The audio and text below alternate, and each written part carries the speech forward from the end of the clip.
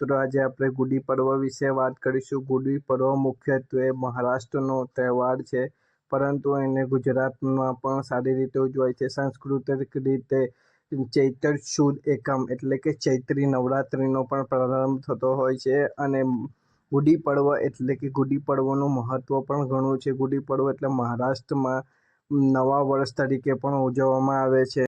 ચૈત્ર મહિનાના પ્રથમ દિવસે આ તહેવાર મનાવવામાં આવે છે. ઉત્તર ભારત અને મહારાષ્ટ્રમાં આ દિવસે નવા વર્ષની પણ ગણતરી થાય છે. પૌરાણિક માન્યતા મુજબ એવું પણ માનવામાં આવે છે કે આ દિવસે ભગવાન રામ રાવણ પર વિજય મેળવી અયોધ્યા પરત ફર્યા હતા.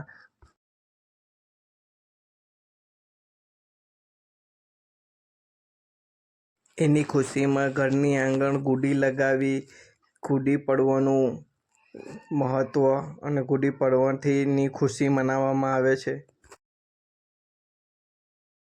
અને પૌરાણિક કથાઓ મુજબ એવું પણ માનવામાં આવે છે કે બ્રહ્માજીએ આ દિવસે સૃષ્ટિનું સર્જન કર્યું હતું, જેથી તેને યુગાડી પણ કહેવામાં આવે છે.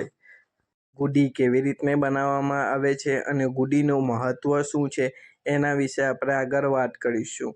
ગુડી બનાવવા માટે એક લાકડી અને રેશમી કાપડ બાંધી તેના પર કળશ કે લોટો ઊંડો મૂકવામાં આવે છે અને તેને લીમડાના પાન, હાર અને સાકરની માળાથી શણગારવામાં આવે છે.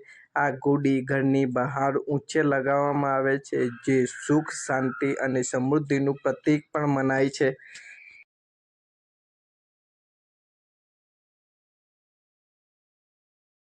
ખાસ કરીને આપણે ગુજરાતીઓ જે દિવાળી પછીના બીજા દિવસે એટલે કે કારતક સુદ એકમને ના બેસતા વર્ષ તરીકે ઉજવીએ છીએ, જ્યારે મહારાષ્ટ્રીયન લોકો ગુડી પડવાને નવા વર્ષ તરીકે ઉજવે છે. ખાસ કરીને ગુડી પડવાના દિવસે ચૈત્રી નવરાત્રિનો પણ પ્રારંભ થતો હોય છે, એટલે ચૈત્રી નવરાત્રિનું પણ ઘણું મહત્ત્વ હોય છે.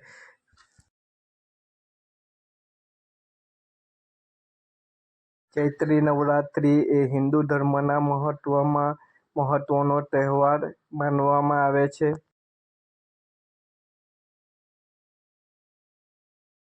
ચૈત્રી નવરાત્ર શબ્દ એ બે શબ્દોનો બનેલો છે. ચૈત્ર યાની હિન્દુ કેલેન્ડર વિક્રમ સંવત મુજબ વર્ષનો પ્રથમ મહિનો અને નવરાત્રિમાં નવરાત્રિઓનો સમૂહ જેમાં શક્તિ મા દુર્ગાની આરાધના કરવામાં આવે છે.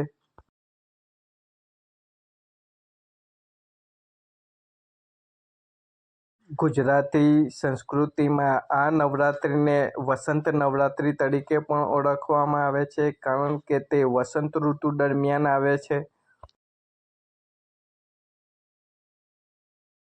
આ દિવસોમાં દુર્ગા માના 9 સ્વરૂપોની પૂજા અર્ચના અને ઘટ સ્થાપના અને ઉપવાસ કરવામાં આવે છે.